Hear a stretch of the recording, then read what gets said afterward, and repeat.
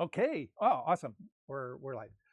Welcome to another episode of Learn Photography with Doc. We're off to a good start already. Okay. So last week we did some. I mentioned that now that spring is here, flowers are going to be everywhere. It's one of the most popular things to photograph when spring comes around. There are all kinds of public gardens to visit. If you're up in the Hartford area, you definitely have to check out Elizabeth Gardens if you've never been there. In the Hamden area, there is another rose garden. I can't remember the name of it, but it's very popular. It's right off of Dixwell, or I can't remember. I haven't been there in a few years, but anyway. And then of course, if you're down this way, there's Booth Memorial Park that has a rose garden there that is in my neck of the woods, and I tend to travel there quite often. But now that the wife and I are going to be moving up into the Bristol area, I'm going to have to look for a new place. And I was kind of hoping that Bill was going to be here because he turned me on to a nice little park up that way. And for the life of me, I want to say it's Robinson Park. Robinson. I'm not 100% sure.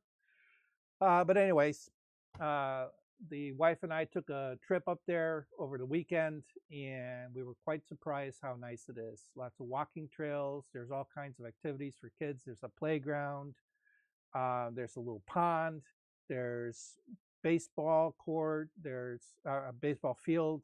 Volleyball courts. There was basketball courts, and who knows what else is in there.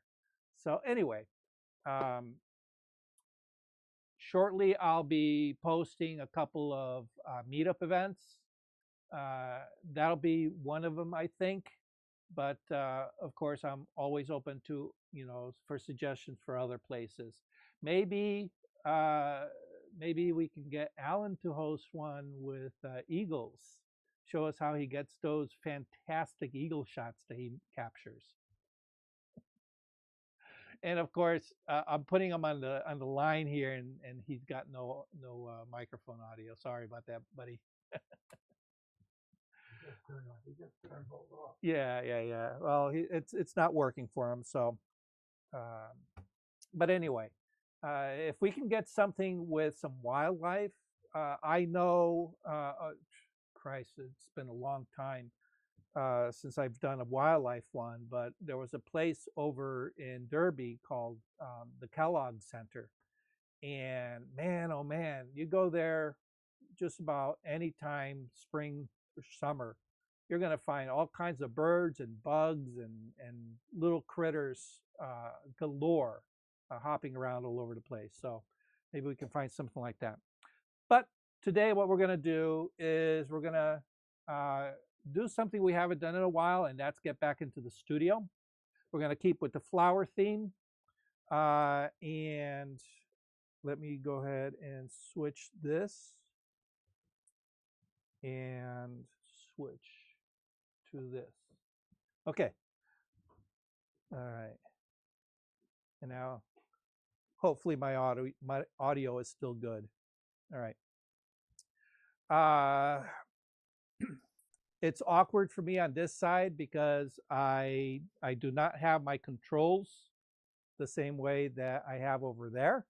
So I'm kind of running a little bit blind. So if something goes wrong, Bob, you got a working microphone, just give me a heads up. Thanks. All right. So what I wanted to do today was play around with a little bit of macro photography. And for this, you're either going to need a lens that has macro capabilities or extension tubes that'll give just about any lens a macro capability. All right.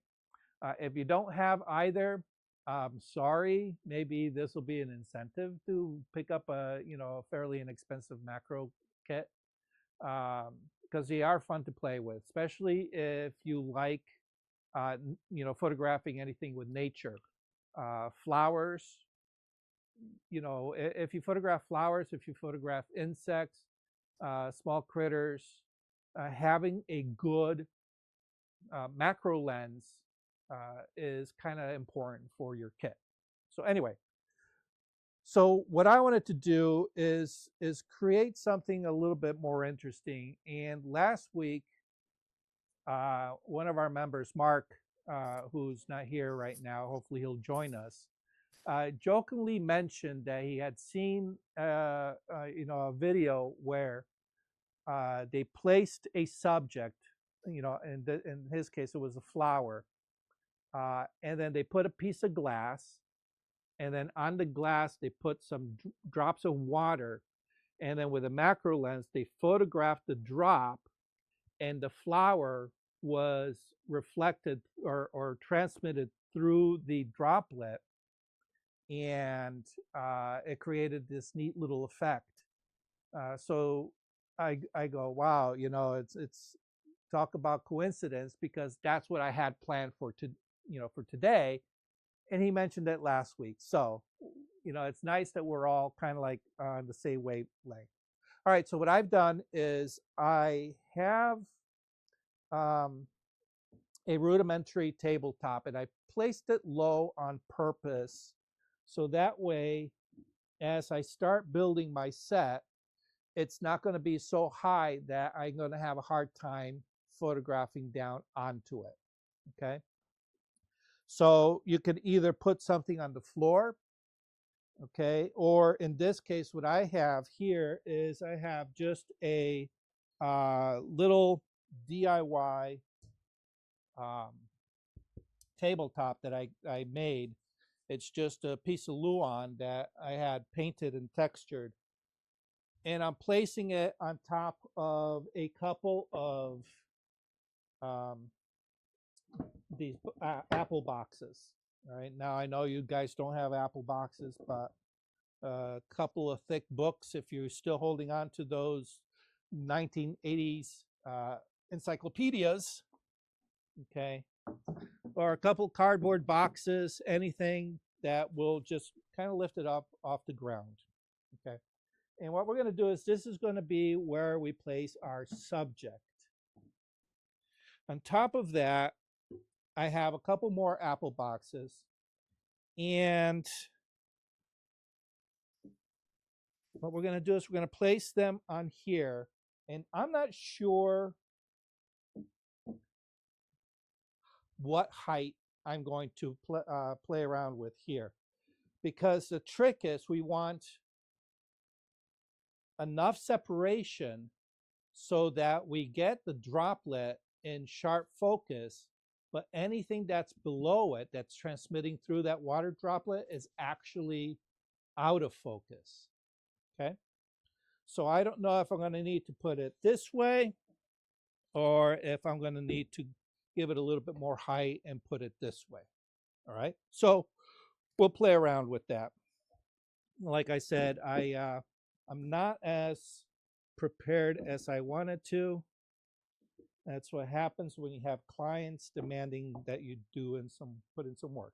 All right, and for my surface for the water droplet, that needs to be some kind of piece of glass or something transparent. So in this case, I have this transparent acrylic tray. It's a water tray from V-Flat World. They sell these, you know, you can buy them this smaller size, or you can get the larger size. And I actually bought the kit.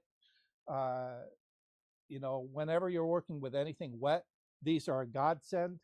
So in my studio, these are essential items. But if you don't have it, if you have an old picture frame that has a piece of glass that you can kind of like temporarily pull out, just give it a, you know, a good wipe down with Windex. Make sure that it's nice and clear. If you're using plexiglass, try to make sure that it doesn't have too many crazy scratches on it. Okay. And then the last thing we need here is we need a light.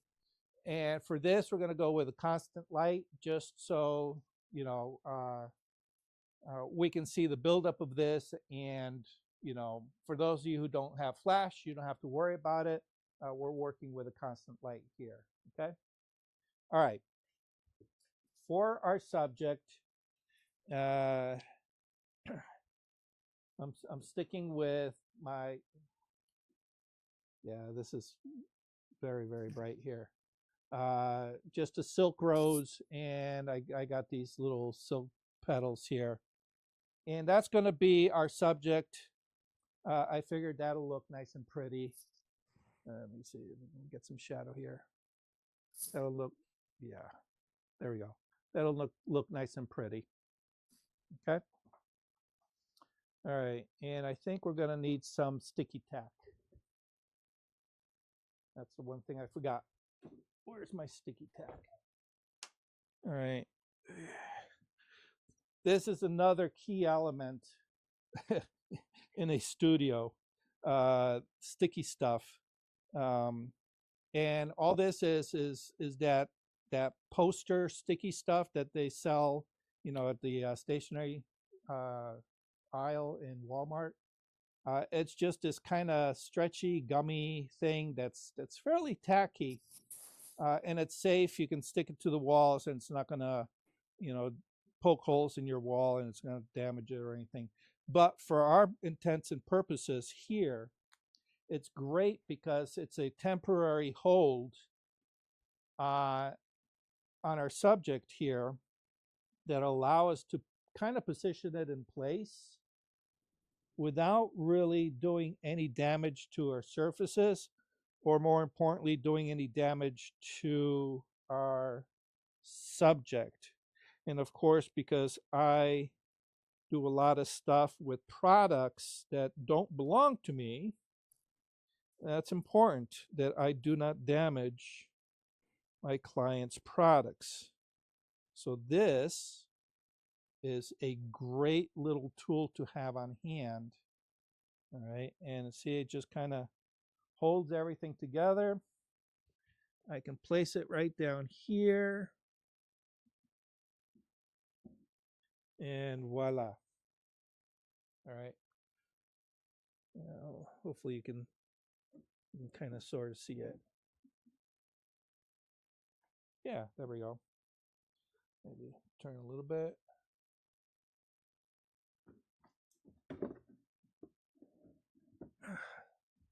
How's that? Okay. All right. Like I said, you're going to need some kind of macro lens. And in this case, what I have here is, because I'm using my Canon camera, I have the Canon 100 macro, which is a fairly inexpensive lens, but it's a beautiful, beautiful lens. It's very popular. You can probably, if you have a DSLR, you can probably pick one up really, really inexpensively on the used market. Okay. All right. Let's turn on the light. And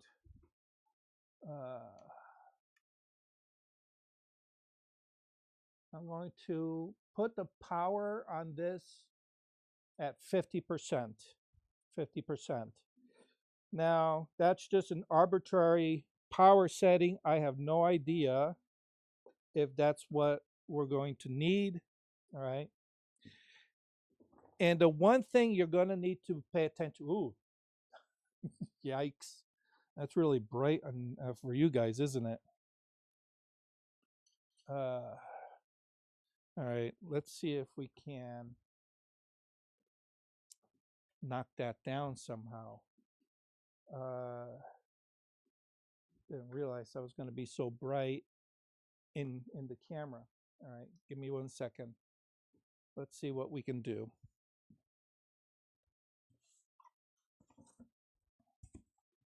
Can we?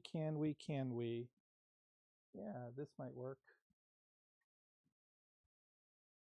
Let me get some clamps.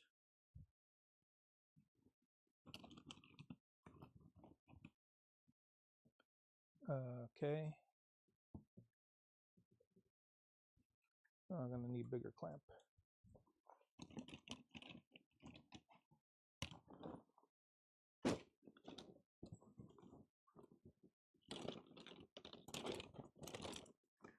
All right.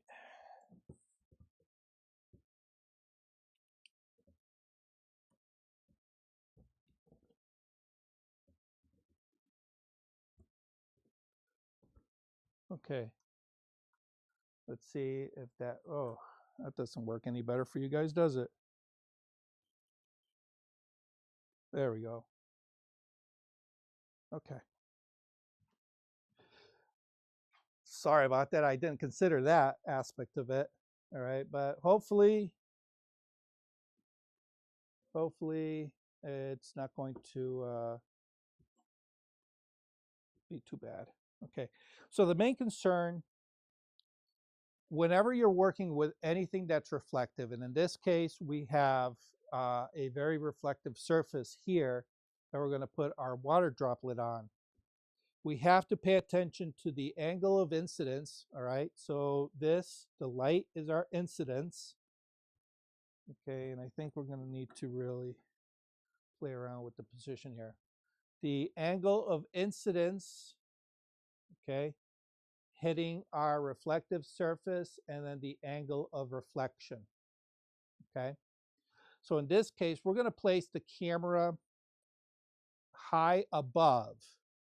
And I feel that as long as our light is to either side at a fairly lower angle, we should be good, okay? We will only find out once we have everything in place, okay? All right. Now, because I am kind of placing this above, it's going to make it a little awkward for me to be able to look through the viewfinder. So I'm probably going to have to rely on the live view feature of my camera in order to be able to adjust everything and see. The other thing is, if you have, I have somewhere here, I have a trusty stool, which is my constant companion whenever I'm working with a camera stand, okay? I like it simply because I can make quick adjustments. Yeah, it's a little up and down, but it's okay. All right, so first things first, what we want to do is we want to get the camera to be pointing straight down. All right, and it would also help if I turn the camera on. All right, and because I'm going to be shooting tethered, all right, shooting tethered, let's get this. Oh, I'm sorry, guys. Let's also share the screen.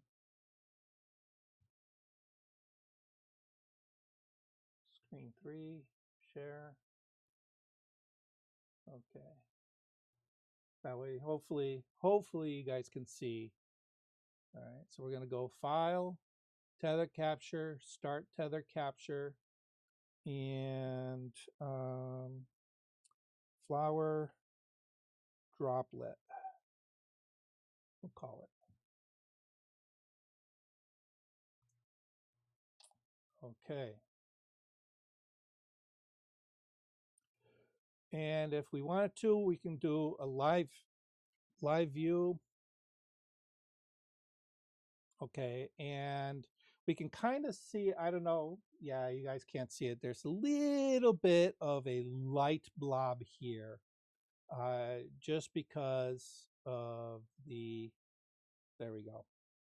Okay, just because of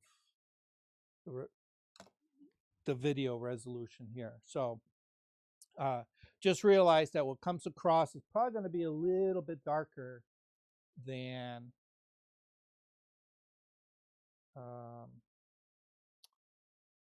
okay. That looks about good. Okay. And what we want to do is to we want to uh, have something to focus on up here on our glass. Okay. So for that, I actually have these nice little DIY. I made these little DIY focusing targets. Okay. So if you do anything with tabletop photography, still life, um, or even if you're out in the field, these are nice to have. All I did is I created that light is really. Let me see if what happens.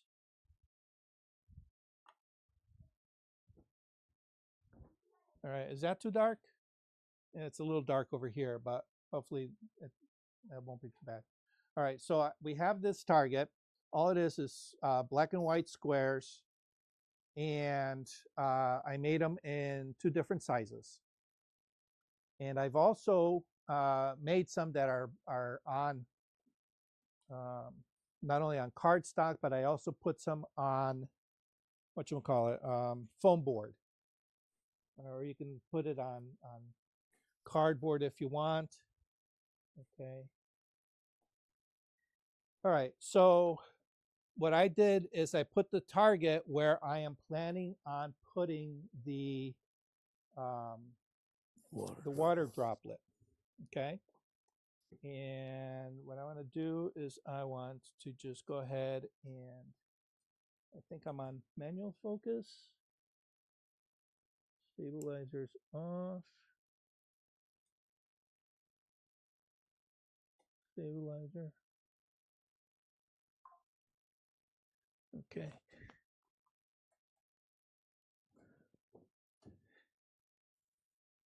Oh, and I won't be able to focus this way. Of course not, because I'm in live view. Give me 1 second. Let's see if we can do this from here.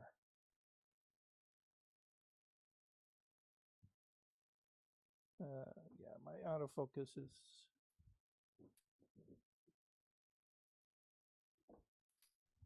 All right.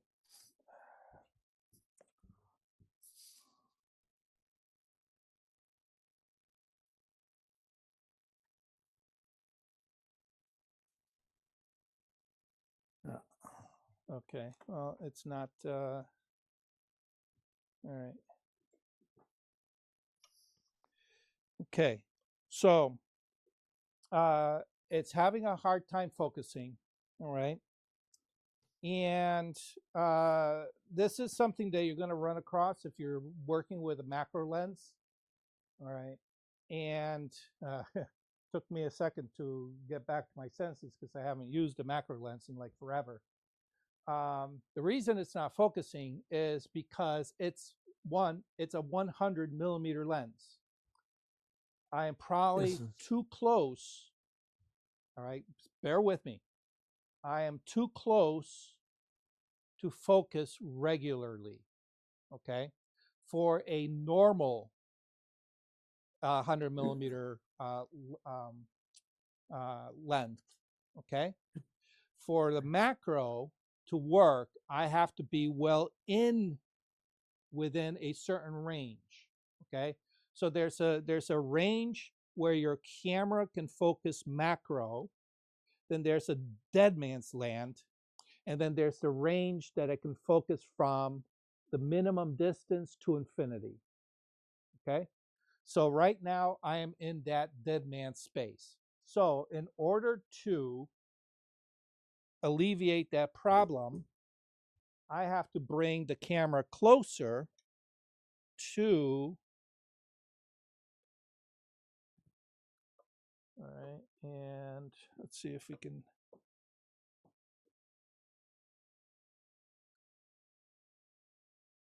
this out, bring this down.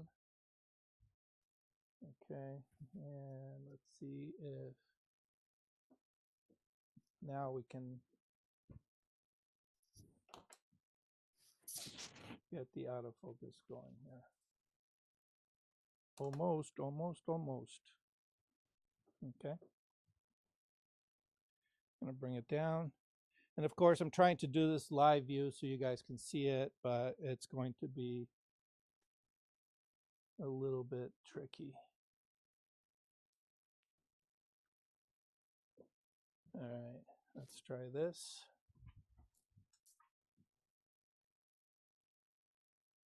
Welcome to live television, folks.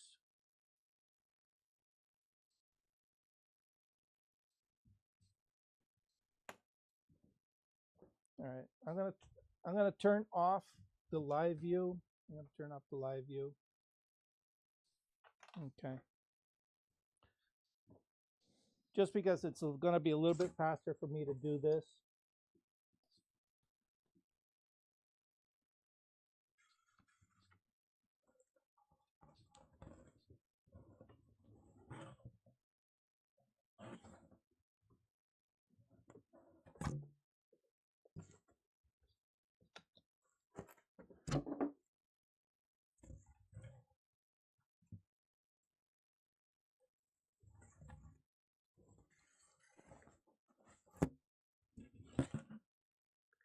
All right, just trying to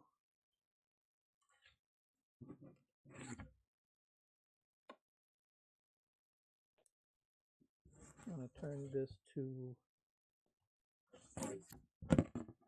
manual focus. Yeah.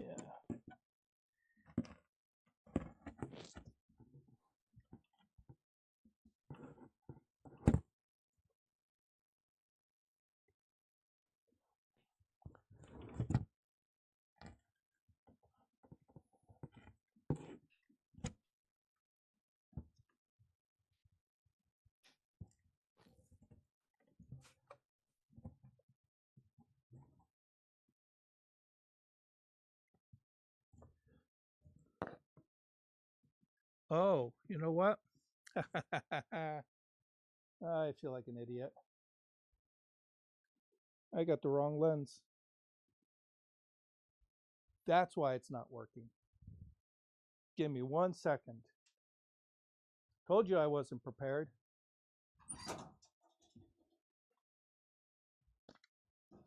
They all look the same. What's that? They all look the same. Alan's back. Yeah, they all look the same. They do. You know, this is my 100 to 300 lens, and it's the. Let me see if you guys can see this.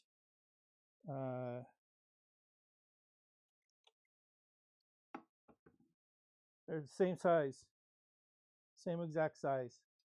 So here it is. I grabbed it thinking I grabbed my 100 millimeter, and no, I grabbed the 100 to 300. Okay, let's try this again and not make myself look stupid.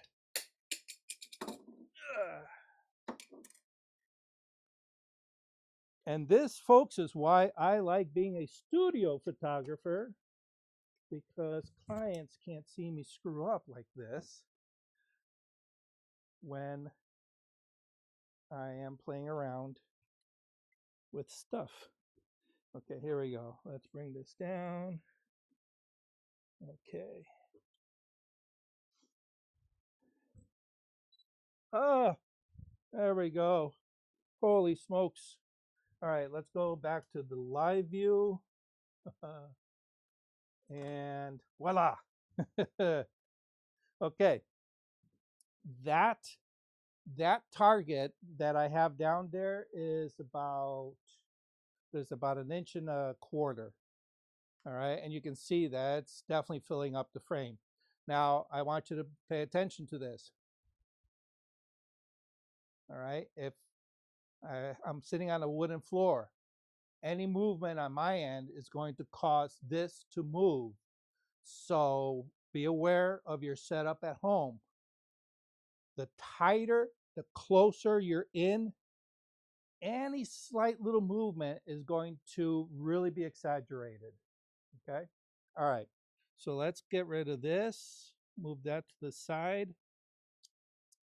And we can see that the flower is probably at this point way too blurry.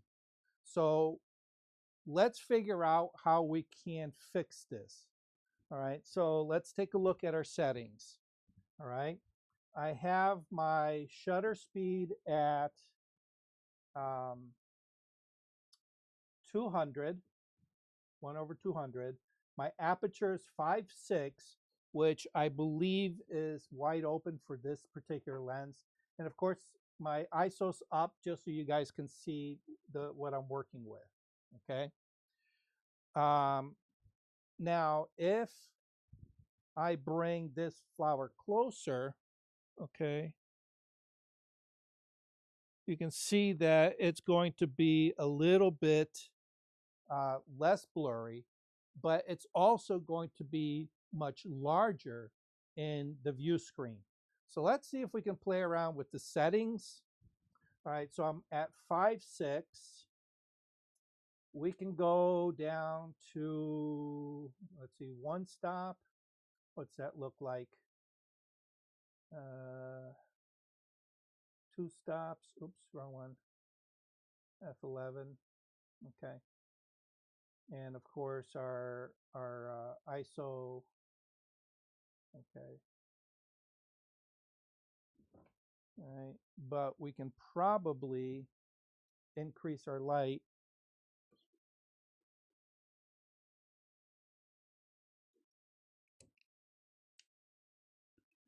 All right. Because right now we have the power is at 50%. Okay. Oops. Let me get out from behind there.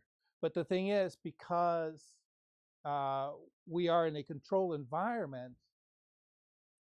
we can use a relatively lower power and not worry about it because we can extend our shutter much longer to compensate for it. As long as, of course, you don't bounce and cause the camera to move around, okay? So I think what we're gonna do is I'm going to lower the tray down, all right? It might make the flower appear a little bit larger, but let's see what we can do. Maybe, actually, you know what? Let's put this target back in here. All right. And let's make this a little bit larger. There we go. Refocus. Let's see.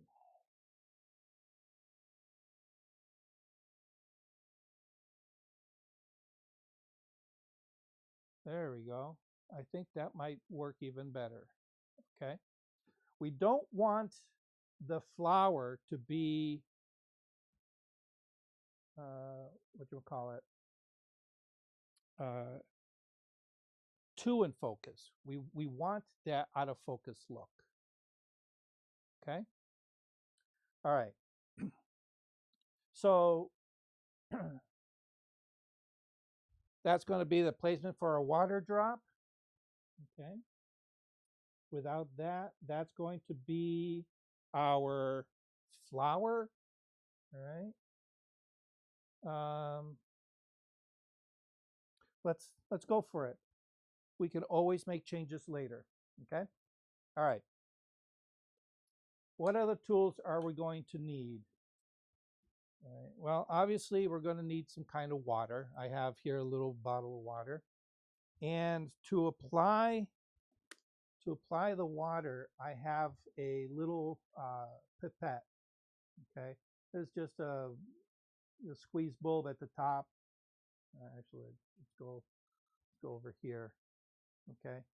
And you can buy these at like arts and crafts stores. They sell them. I think I got these at Michael's. Or you can just use a straw and, you dip the straw in, you close off one end, transfer it over, and then let a drop come down. But being able to squeeze out a drop on command is a little bit better, okay? So that's what we're going to do.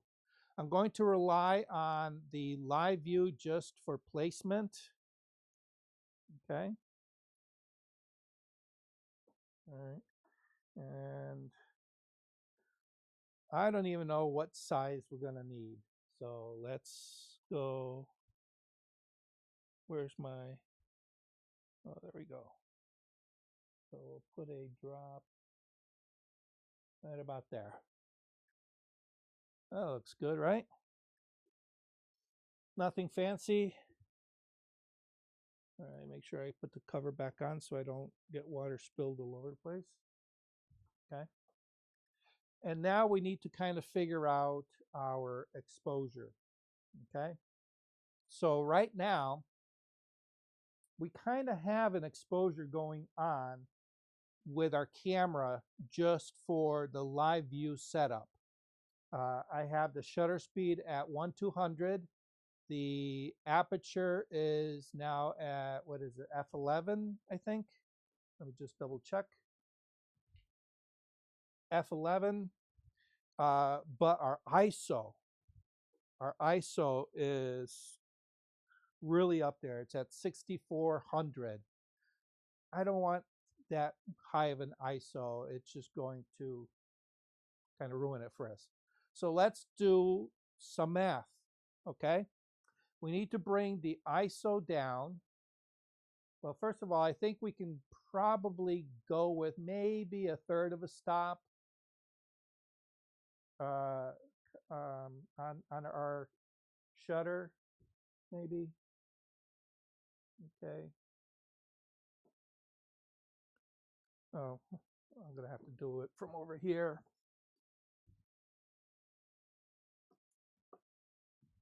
All right. So we have shutters 200. So let's bring it down to 125. That brightens it up a little bit. Good. Okay. So now let's do some math. Okay. To go from 6400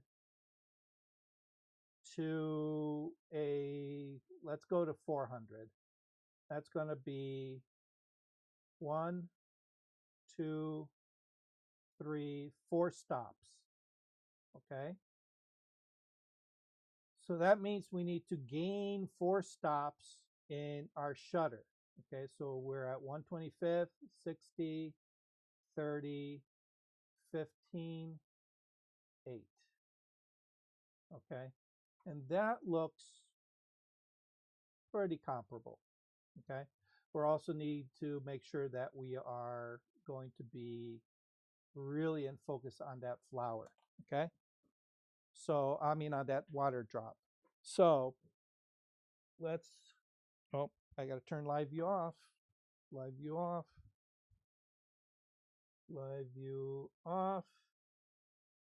Okay, let's turn that off for a second.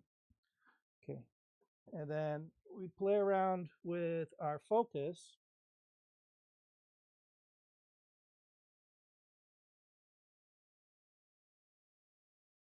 And what we want to do is we want to get that focus right on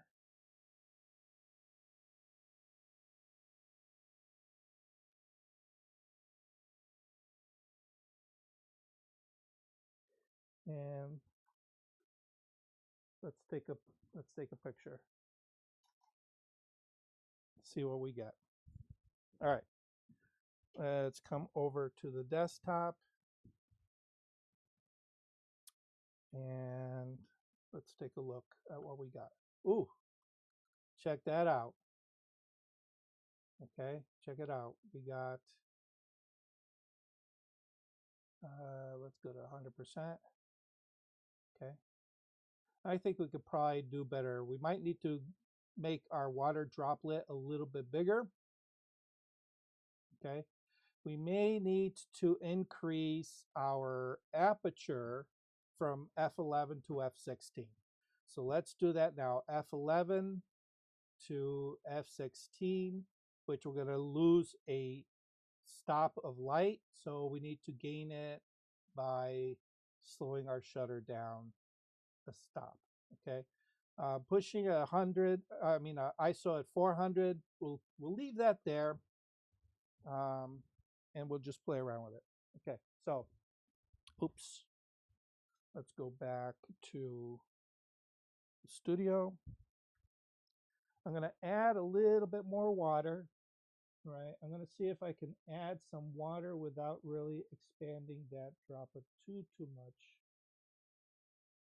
Okay.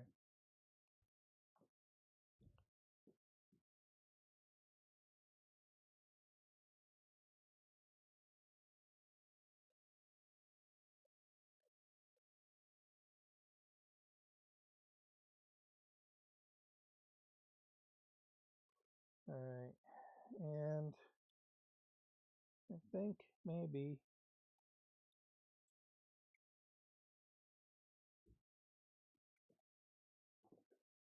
this is going to be a little tricky. So let's do another test. A quarter of a second on our shutter speed. And wow, look at that. That's looking pretty wild. Okay.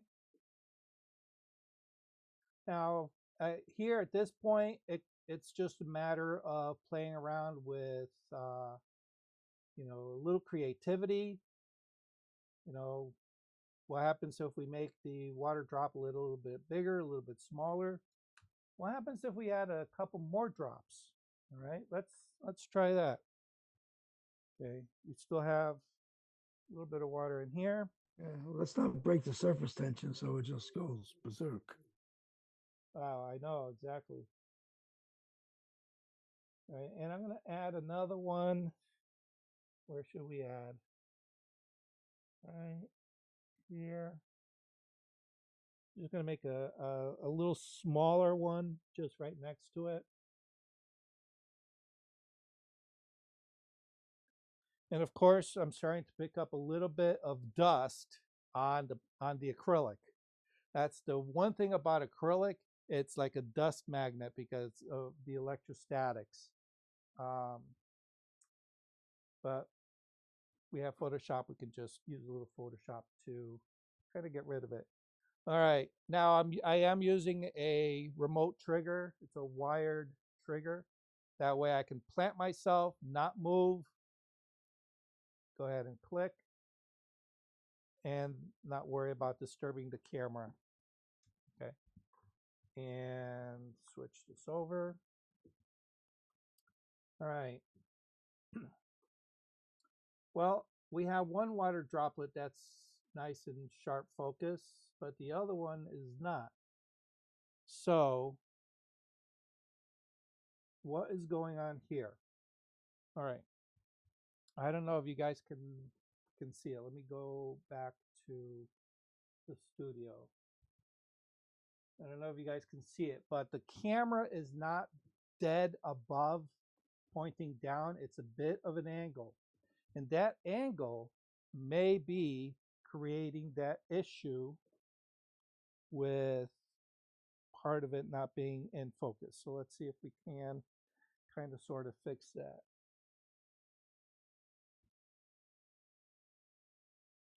All right, and now we have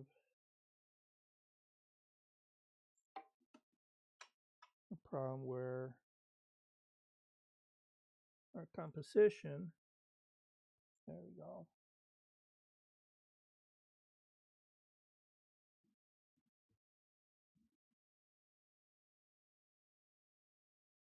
Without getting a level on this, it's going to be a little bit tricky, but I'm not going to go all that crazy.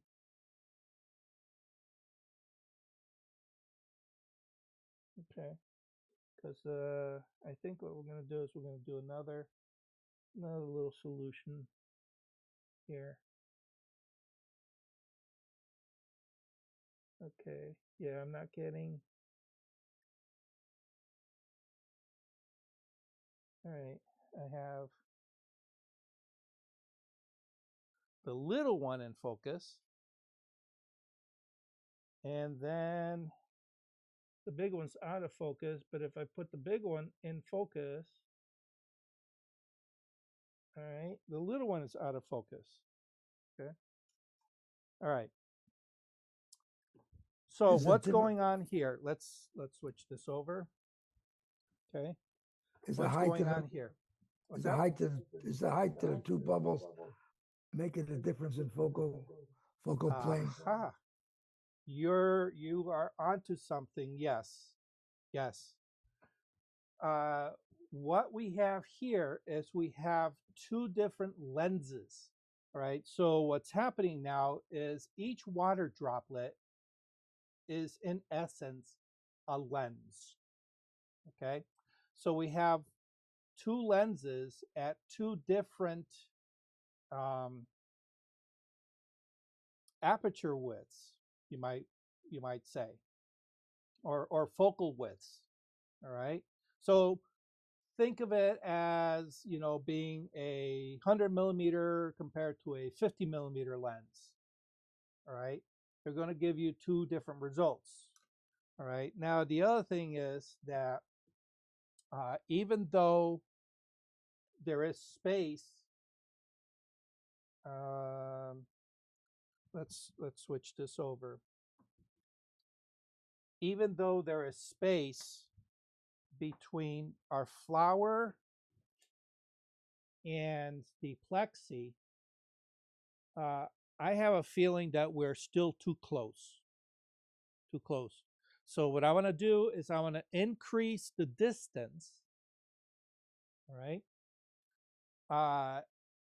And in essence, what's going to happen is relative to the droplets, the size of our subject is going to get smaller. Right? So now what may happen is that large water droplet, because right now we can't quite fit the entire flower into that large water droplet, by bringing it down, it's going to get relatively smaller and we're going to gain some size. Okay, so let's try that. So for that, I'm just going to reset the stage here in a way. All right. Let's see if we can do it without, you know what, I'm probably not going to be able to do it without disturbing the water droplets. So let's take advantage of this. And as I reset, I'll take all the dust particles off the surface of this plexiglass while I am at it. So let me clean this off real quick.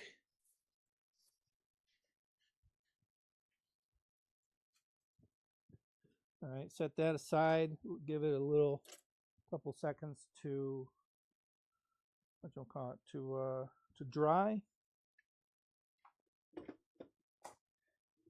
All right, let me move this out of the way so you guys can see. All I'm going to do is I'm just going to take these and I'm going to turn them on the long side. That's all I'm going to do. Okay. And I'm going to turn this a little bit. There we go.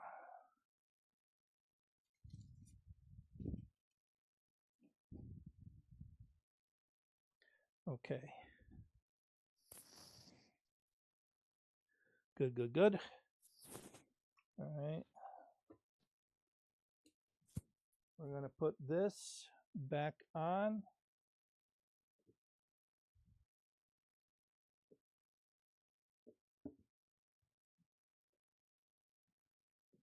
Okay. Let me reposition the light a little bit. Oh gosh. Yeah, we're really blinding you. I'm gonna have to figure out a way to work with these lights so I'm not blinding directly into your faces here. Okay.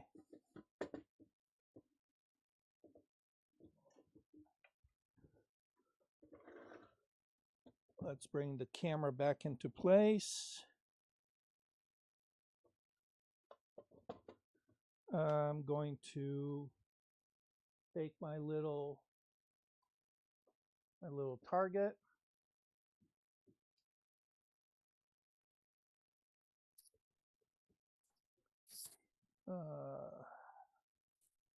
Get my step stool because it's easier than doing it live.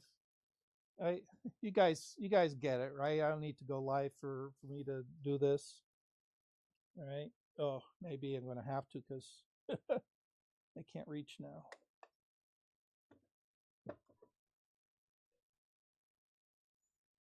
All right. Gonna have to do it live. I can't reach out enough. Okay.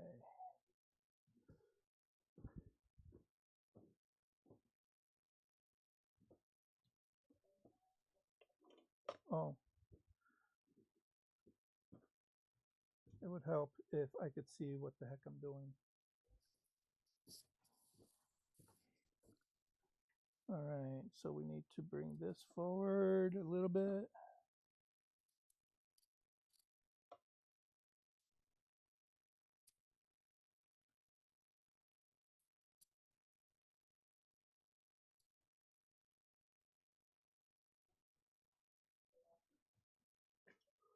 Let's take a look.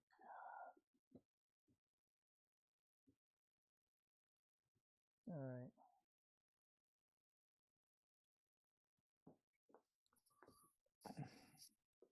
All right, put another droplet of water. See if I can do this down towards the camera, right about there. Oops. I got a little droplet right next to it. That's all right. Let's see what we got, shall we? And if we slide over, yeah. All right. Let's turn the live view off.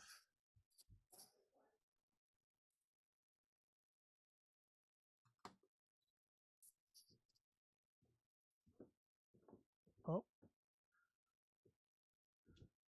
I didn't turn it off. I just Focus hit the the power. wrong.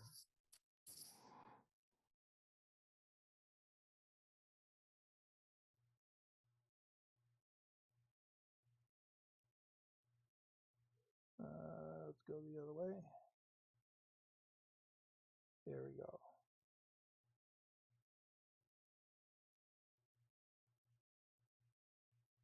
Oh, come on. Focus, focus, focus. I'm using the focus feature on Lightroom.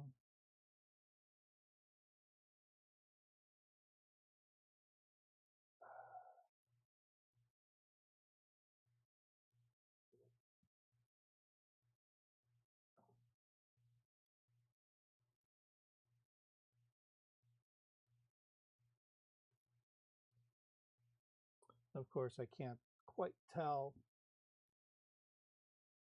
All right, turn off live view. Let's take a shot.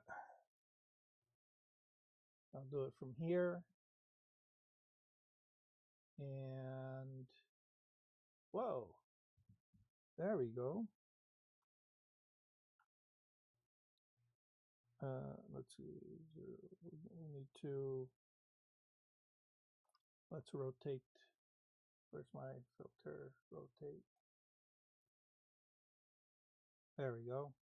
Okay, we need to increase our power because if you recall, what we did is we increased the distance of the water droplet from the flower, okay? And in order to accommodate that, I raised my light. So that means that our light now has, let me just load this. Our light we lost some power on the light because we raised it. So what I'm going to do is I'm going to guesstimate. Oh no, I unplugged it.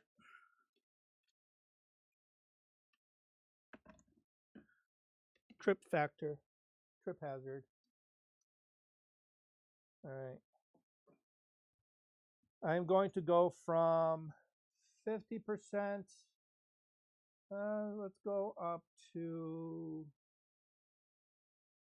65. We'll play around with that. Make sure let me kick this out of the way so I don't trip over it again. Okay. Do another exposure. All right. What's that look like? That's not too bad. Let's bring it up to 75%.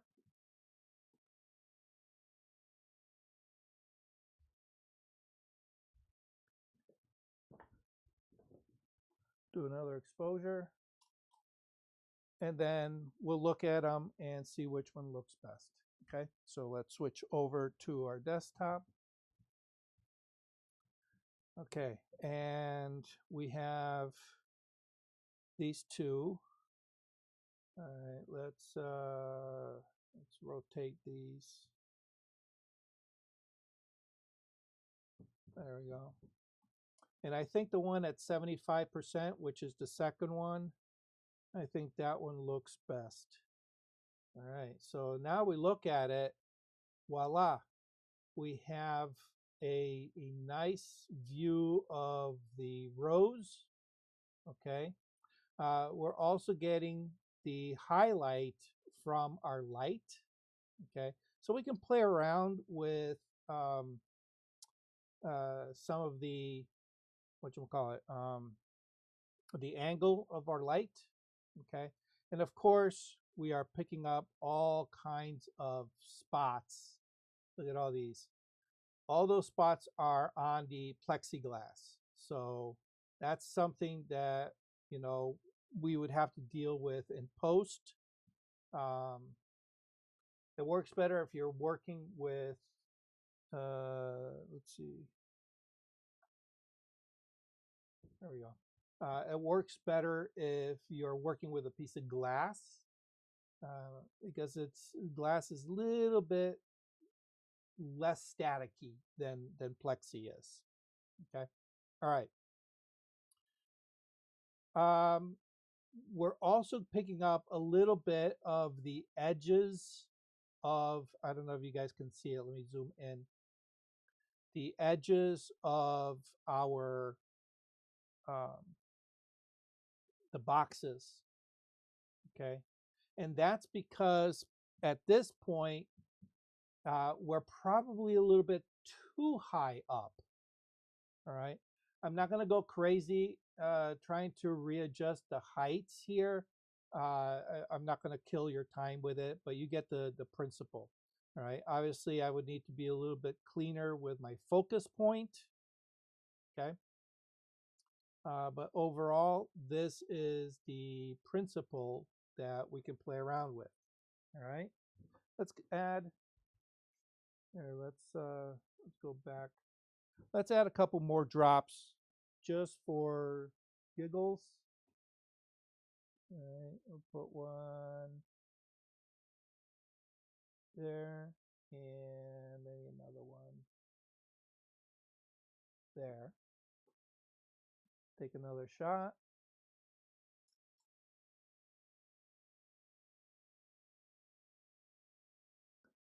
All right, let's rotate that.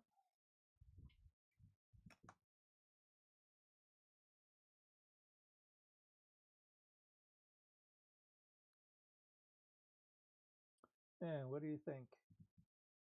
Let's switch this over. That's looking pretty darn crazy. All right, let's play around just for giggles. I'm going to lower my light down and see if I can get the light a little bit lower. And what that's going to do is it's going to push it a little bit more. Oh, you guys can't see me. See? That's what I get not being able to switch. There we go. Okay. So I brought, oh, nice. I brought the light lower. And what that's going to do is it's going to push that highlight that we saw towards the top of the water droplet. It's going to push it more towards the edge. All right, because remember, we're dealing with a round surface, okay? Round surface. So angle of incidence, angle of reflection, all right? So the lower the light is, the more of that edge it's going to hit, all right? If the light is up, it's going to hit the top of that water droplet. As that light lowers, it's going to hit more towards the edge, okay? So let's take a look at that.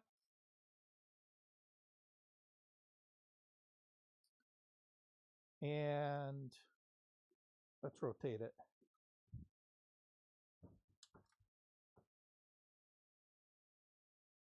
Rotate. Whoa, look at that. Look at that. Is that pretty wild or what? Okay. Nice. And That's there nice. it is. Okay. Now we have a second one here. A second one. And I have a feeling. Oh, actually, you know what? We'll do a pop quiz. All right. Oh, Alan, was that your microphone? Yeah, it's back working. Oh, awesome. Awesome. Okay. Oh, let me go back. Let me go back to here. Okay. You saw the setup. You saw the changes that I did to the setup. You saw what happened to that reflection on, all right, you see the water drop? Okay. Notice that there's two reflections. The topmost one, actually here, let's make it easy. Was it this one? Yes. Okay. All right. That was our previous shot. Okay. There's two reflections. You notice that the topmost one is right on the flower, right on the flower. And then we have this other one just kind of like right at the bottom edge of that water droplet. Okay. So what I did is I lowered the light, okay, which causes that top water droplet. And let's switch it over to this one. Causes that top water drop highlight on the water droplet to go up, all right? And also because we have two highlights, the second one also moved up, okay? Fortunately, it's off the flower. I think if I actually physically moved the flower, we can get it out of there. But my question to you is, I have a single light source. Why do I have two lights being reflected in this water drop? Okay, I only have one light. All right, but I want you to pay attention to the setup and everything that's in use for this setup. Any wild guesses? Any educated guesses? Any non-educated guesses? They're all welcome. Well, the water droplet is round, so it's going to have. It's gonna. Correct. you're The getting water one from the water droplet is round, okay? And that surface is going to reflect any light source in the area. I have all the studio lights off except that one. Okay, I have lights over there, but they're not affecting the setup here. Okay, one light, but I'm getting two reflections. That's the problem. What's causing that second reflection? All right, it's not the water droplet. The water droplet is receiving the reflection, or I mean, it's the water. Let me rephrase that. I think that's where the confusion is. All right, the water droplet is the reflector. It's reflecting our light source, but I only have one light source. All right, but it's picking up a second light source. What is that second light source? Coming off one of the boxes? Oh, It's very bright. yeah. Okay, so it either has Is to a be reflection of a reflection? the reflection. What? Reflection of a reflection. The One's reflection of a reflection. Reflection. Yes, yes, you nailed it. But do you know what is being reflected? Mm. All right, It'll I'm be going the to turn. surface. I'm going to turn this down just so you guys can see the setup a little bit better. Because right now those lights are very, very hot. All right, hopefully you can see that a little bit better. Okay. You'll have to make another shot. We're seeing the shot from before. Oh, no. I want you to look at the studio setup. The studio setup. Okay. Because the clue is in the studio setup. Oh. You lowered it down. I'm going with the lens creating this. The lens is creating the second reflection. Ooh, that's a good guess. That is a good guess. But if there was any light hitting the lens, it would show up more as a lens flare than a reflection in the water droplet. Okay. And also, if we think about angle of incidence, angle of reflection, okay, the camera lens is directly above the water droplet. So it's only seeing, all right, whatever light is being tossed back up. All right. And we have those two little highlights. They are above, or as we're looking at our light, they are on that side of, actually, no, they would be on this side. It would be on this side of the camera, right? Because the camera reverses things, all right? So those reflections would be on this side, right?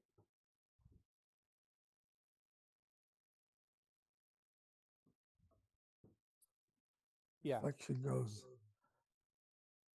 The angle at which it comes in, the reflection is the exact angle on the other direction. So it comes in and bounces that way. Okay. This one comes in. No, I don't know. This is a tough one, guys. I'm really pushing the gray matter here. All right. So let's just not prolong it. Okay. What am I using to create my to sit my water droplets on? An acrylic tray, correct? And the acrylic tray has 4 sides. All right. Now that side, the light is almost level with the tray. So the light is going through that side wall of the tray, correct? But on this side, this acrylic wall of the tray is acting as a reflector. So the reflection of my light is hitting this wall and being picked up by the droplets. Okay. All right. So how can we solve for that? Let me see if I have something here. Oh, I did. put a piece of black paper there would cut down the reflection. Very good. Awesome. That's exactly what I got here. Okay. So what I'm going to do is I'm going to put that right in here. See if it'll stay without me touching it. And let's take one more shot. See if that solved. Oh, no. I forgot. I got to bring my light power back up because remember, I reduced it. Where were we? 75? 75%. Okay. There we go.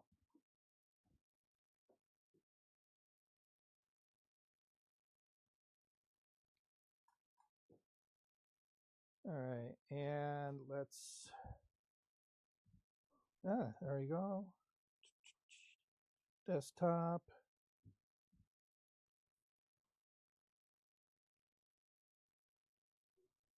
And let's rotate. Oh, no, we didn't quite kill it all. All right, so maybe that wasn't it.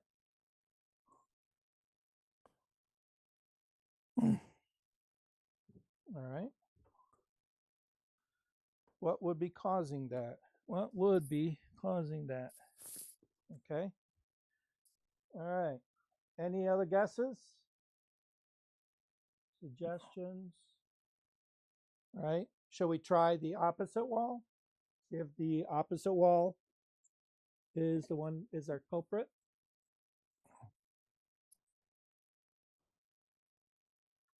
Doesn't hurt to try, right? Okay.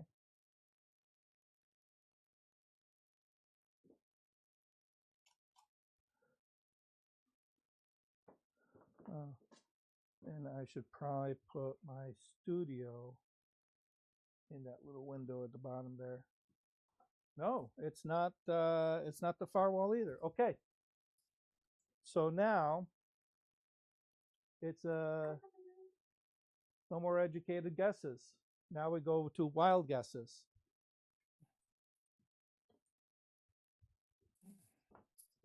Anybody want to take a wild guess? No.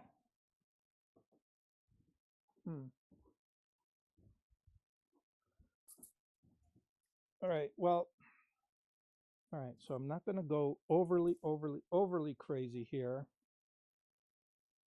because obviously I want to reserve your. Oh, and I just moved the water droplets. Okay, there we go. Okay. Let's see what that looks like.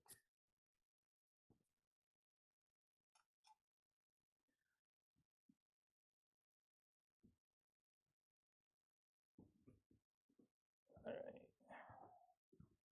And I think we're out of focus. Let's see. Oh, no. There we go. Okay. So I lowered it even more, and we're definitely picking up a reflection of that light. Why it's a double reflection, I have no idea at this point. Okay. All right, but anyway, let's rotate this. Actually, let's rotate it the other way. I can't. No. Rotate that way. Yeah. Okay.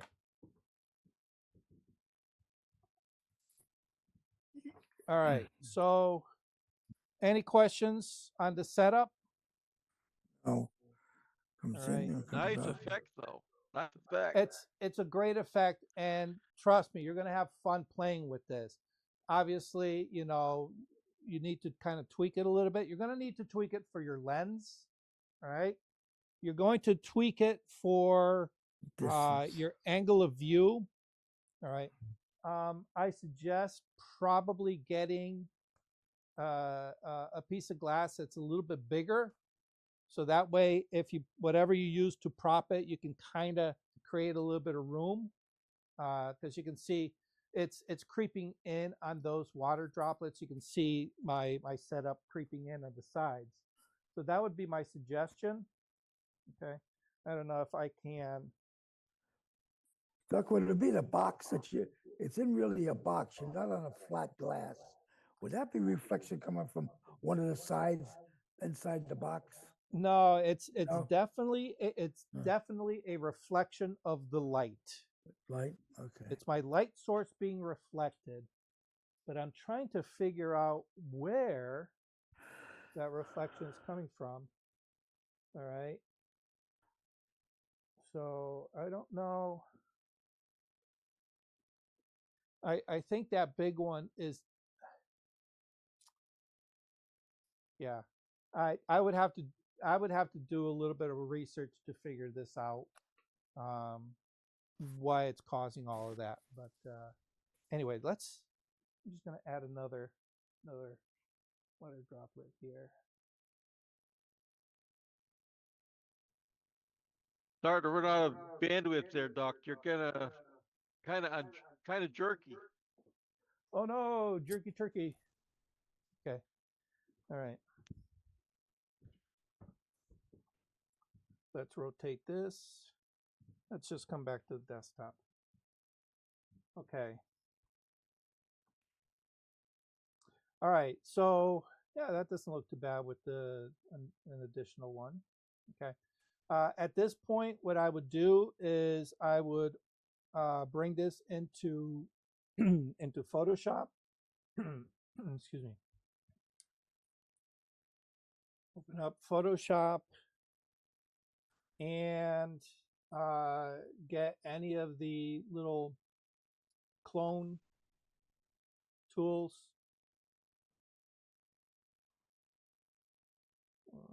Okay, zoom in here, zoom.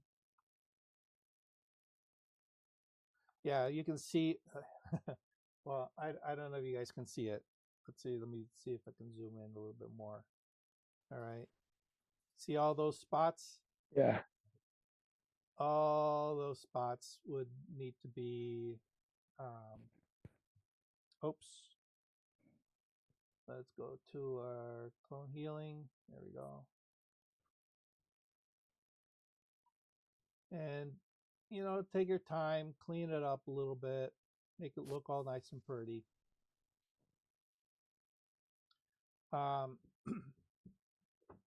You can also use, I think in the past I've covered my spot removal action. Yeah. Where, oh, that's not the right one. Hold on. Where is it? Dust and scratch. There it is. And nope, that's not it either. Hold on a second. Which one?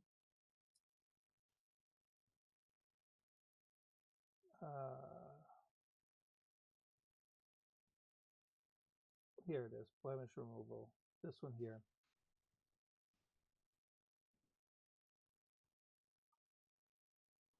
Control 0. All right. Nope, that's not either. Which one? Trying to remember. I haven't used it. Oh, you know what? I think I got rid of it.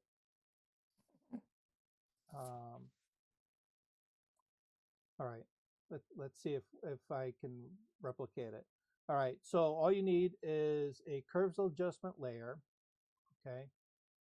And what you're just going to do is you're just going to create a Zigzag. really zigzag. Yes, very much so. Okay. And what this does is it's called like a solarized effect. And I don't know if you guys can probably see it already. Okay. It makes all those spots really stand out. Okay. Now, I want you to notice I put that curves adjustment layer above. I have a blank layer that I'm going to use for my spot removal. When you get your spot removal tool, okay, it's going to say sample all layers, but it's not going to sample from that curves adjustment, all right? So you don't have to worry about it, even though it looks kind of weird as you're doing it. You see that kind of like gray spot just popping in. When I turn that off, you notice that those spots are gone. So that is a nice way. If you have trouble seeing spots, you can put this on. Just realize that some spots become very visible with this curves adjustment, and some spots actually get hidden with this curves adjustment. So what I would suggest you do is use it obviously as a tool when you need it, and then just turn the eyeball off when you don't need it. See, like these here, they're almost visible. I don't know if you guys can see it. They're almost visible. They're a little bit on the light side. As soon as I turn those on, these glow, all right? So if you have a hard time, throw on the effect, okay? But don't rely 100% on this.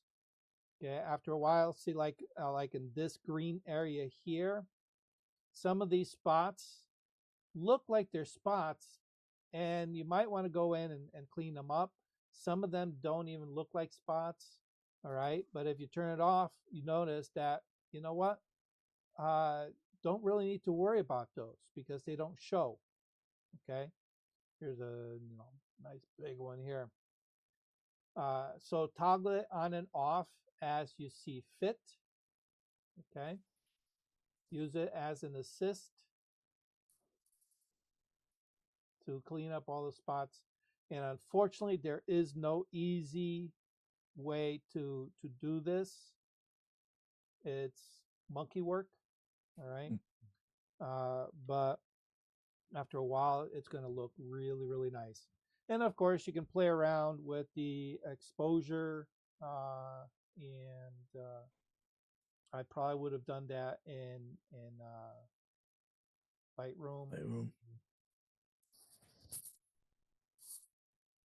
Okay.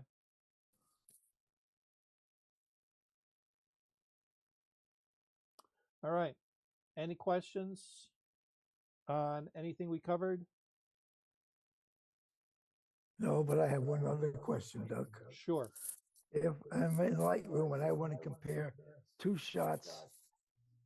different shots, how do I put a side by side? Oh, sure. I forgot how to do that. All right. Shot Yeah, A and shot B. I actually did that earlier when I Yeah, was but trying to compare the highlight. Okay. Yep. So, I missed it. yeah. So down at the bottom you have your, and of course, You're in Photoshop now. why is my? Okay, here we'll go here. Okay. Yeah. Let's say I want to compare this one here Yeah. and this one here. Yeah. Okay. So what I'm going to do is I'm going to click on one. All right. Yeah. Control. All right. If you Okay. press the control command, Yeah. if you click on the next image, it's going to add it to your selection. So every time you click, it's going to add to the selection. Too simple. If you say, oh, I don't want that one, you click on it again, all right, keeping the control command key, all right? No. The other way is if there's a range that you want to select. So let's say I want these first four. If I hold the shift key and click on the last one, it's going to select everything in between, okay? Yeah. So I'm just going to select these three. Then you can either, you guys know I love my shortcut keys. The shortcut is the letter N on the keyboard, all right? But if you don't remember it, okay, the why isn't my whatchamacallit working here? There we go. Down in the bottom corner, you're going to see these icons. The Yeah. first one is for the grid view. The second one is for expanded single view, right? The third one is a before and after. And the fourth one is the survey, okay? That's the one we want. We click on that, and it brings just the ones that you have selected, okay?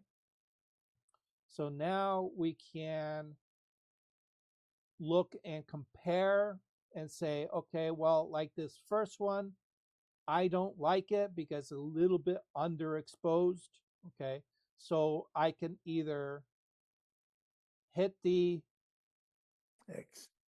X button right here, okay? Or you can click on it, all right, which will select it. Now, you're not going to notice the selection here. You'll notice the selection in the bottom when you, and of course, I'm covering everything down there.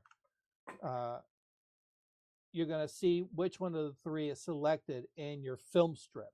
All right, so if I go to this one, you're going to see the highlight jump to the second one. If I click on this one, it's going to jump to the third one, okay? And at that point, you just hit the / key, and it's going to remove that element. Okay, I'm going to just go ahead and add it back in. All right, so if I want this first one, I click on that, hit the / and it removes it. Or like you said, you just click on the X and it removes it. Okay. And then to get back, you either go E for the expanded view, single view, or you can go back to the grid view with the letter G. Okay? Yep, thank you. All righty. Okay, any other questions on anything we discussed?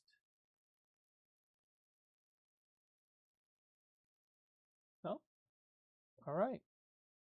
You have something to play with, including getting rid of all these little dust bunnies that have collected on the plexiglass since the beginning of the friggin' photo shoot. One of the banes of my life as a product photographer, whenever any product is that brand new plastic,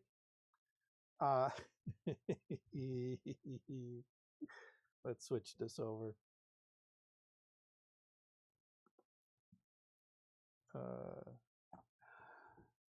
Have you ever gotten a brand new product fresh out of the package and you take that protective film off?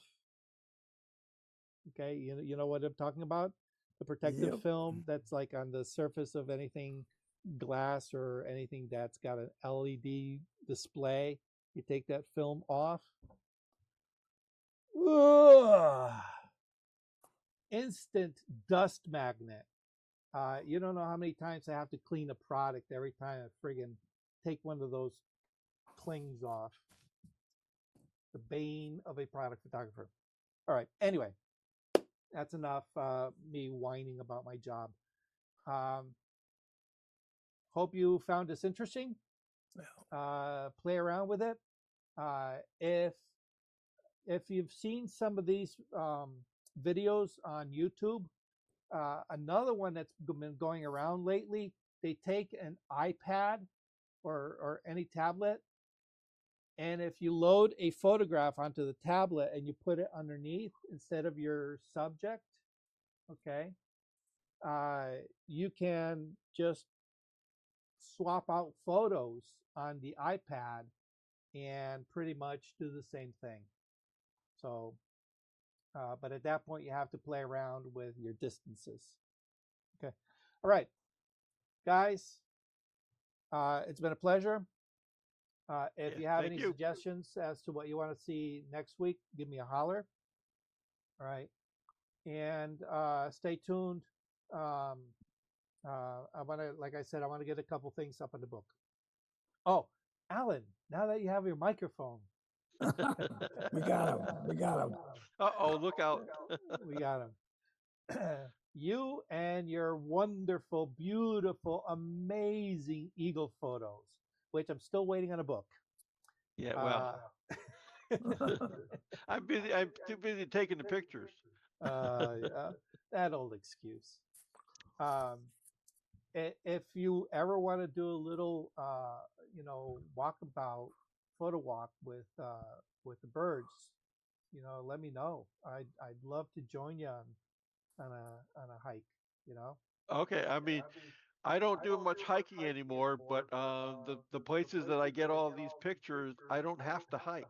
Oh, awesome! See, that's even better. That's Better. um, I mean, the picture that's up there now with the okay was taken from a parking lot. wow. Wow. Okay, I mean the lens it's an 840 millimeter lens, or I mean it's a 600 with the 1.4 on it, Right. and then propping on top of that even. But it's one of the closest. This particular nest is one of the closest that all of us photographers can get to, and it's a public area. It's a Yeah. little small pond up here in Broadbrook. So if you want to take a ride up sometime, kind of tied up this week, but maybe next week we can Well, do something. yeah, and it doesn't even have to be the eagles. It could be, any bird photography if you want Yeah, to, yeah, yeah. Well, I share mean, share your but right, knowledge. but right now, I mean, the eagles and the osprey are interesting because they're large enough and they're fishing birds, so the action is to get them fishing. Yeah, yeah, Okay, I mean, the smaller birds are great. I mean, and in between that, we get the pictures of them. But now it's the fishing birds that create the action. yeah, Okay, the cormorants, the great blue herons, when they're there with the eagles and the osprey, and you got to figure who's going to get what. yeah, yeah. Okay, who's going to get who's going to get the fish and who's going to steal it, uh, type of Nice. a thing. Yeah, yeah. Um, but those are happening right now all up and down the Connecticut River and around the shoreline. Ospreys right there in Ospreys is I Bridgeport, know they got a bunch right off of Milford. Near Milford, the Audubon Society, they got a right, the couple Audubon, nests. and Yeah. also there's right near the zoo, Oh, okay. right, that waterway, right. I guess that's Oh, off of Route 8. Yeah. yeah, yeah, between the zoo and the Route 8, they're coming right on up the waterway, and they're diving into right near the spillway. Well, the spillway got a fish ladder in it, Yeah. so that type of thing. So it's a lot of osprey activity in through there, along with Cool. night herons. Nice. All right. So I'm trying to get Well, down there, but think about it. Let me know, and maybe we'll set something up. yeah, yeah, Small group. definitely. We can definitely do something there. That's for sure. Cool. All righty, guys. Have yourself a good one, and we'll catch you the next time. Yep. Take care, Doc. Thanks. I appreciate you hanging out with me. Thank you for watching Learning Photography with Duck. Brought to you in association with Milford Photo, your local full-service camera store. Located in downtown Milford, Connecticut, Milford Photo offers you a personalized shopping experience. From the latest camera gear to printing and framing services. And, of course, educational workshops to teach you the finer aspects of photography. Don't forget to tell them Duck sent you.